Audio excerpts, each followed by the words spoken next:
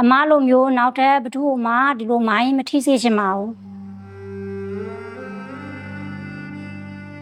ပဲနှုတ်နေတဲ့အချိန်မှာပဲနှုတ်ရင်းနဲ့မိုင်းရထပေါက်တယ်မိုင်းရထပေါက်လိုက်တော့ပြစ်ကျသွားတာပေါ့တခုခုကိုနာလေးကတုံသွားသလိုတုံသွားတာကိုကကြောက်လို့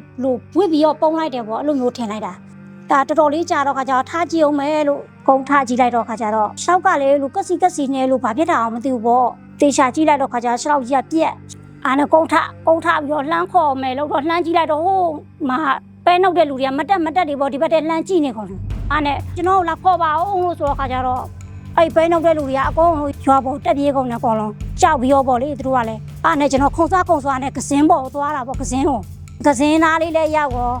အဲ့လိုရွာလူတွေကအထမ်းနေနဲ့လာကုန်တာအောင်လေပကတ်တွေယူပြီးတော့လေအမမျက်လုံးထိတယ်ဆိုတာကတော့စေုံရောက်ပြီးနောက်နေ့မှသိတာပေါ့နော်သိတဲ့အချိန်မှာတော့စိတ်မကောင်းတော့ဖြစ်တာပေါ့နော်အခုရှိလို့ရသွားပြီဆိုတော့ပြောပါတယ်ဒီမှာရှိတဲ့ဆရာမတွေအားလုံးကလည်းအကုန်လုံးပေါ့လေဝိုင်းပြီးတော့သင်တန်းတွေလည်းပေးတယ်ဒီကြတော့အားပေးစကားတွေလည်းပြောတယ်ပေါ့နော်ဒီရှိတူကိုလည်းတည်ရှာလေးကိုလှုပ်ပေးတယ်လေ့ကျင့်ခန်းတွေလည်းအကုန်လုံးပေါ့နော်ဂယုတဆိုင်နဲ့အကုန်လုံးလှုပ်ပေးတယ်တည်ရှာပေါ့ပြန်ရောက်ရင်တော့ဘောမွေးမယ်လို့တော့စဉ်းစားထားတယ်မိသားစုတွေကတော့ထမင်းရှက်တာတို့ဒီအဝတ်စားချော်တာတို့ပေါ့လေကိုလှုပ်ရှင်တဲ့အလုပ်တွေလုပ်နိုင်ပြီလို့အဲ့လိုမျိုးဖြစ်တယ်